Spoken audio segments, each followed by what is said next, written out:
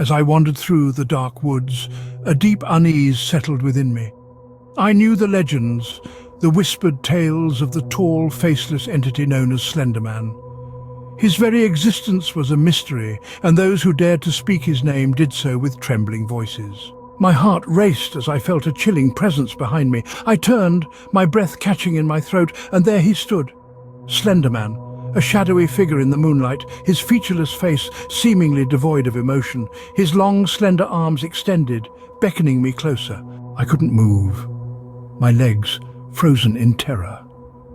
His unnatural, elongated limbs seemed to stretch endlessly, reaching for me with an otherworldly hunger. The forest whispered with malevolence, as if the very trees conspired with him. I stumbled backward, but it was as though he was everywhere, a nightmarish illusion.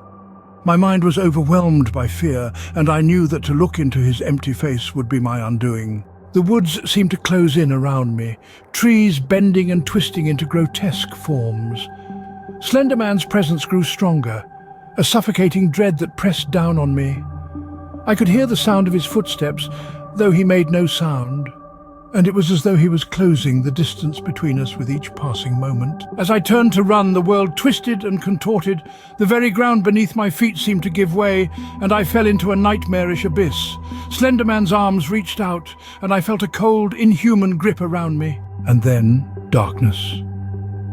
I awoke in the heart of the woods, my memories fragmented, but the terror remained.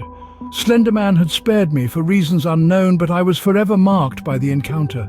Every rustling leaf, every flickering shadow, a reminder that in the darkest corners of the world, Slenderman waited, a lurking nightmare that defied understanding. I prayed that I would never cross his path again, but the fear of that faceless entity, forever etched in my mind, would haunt me for the rest of my days.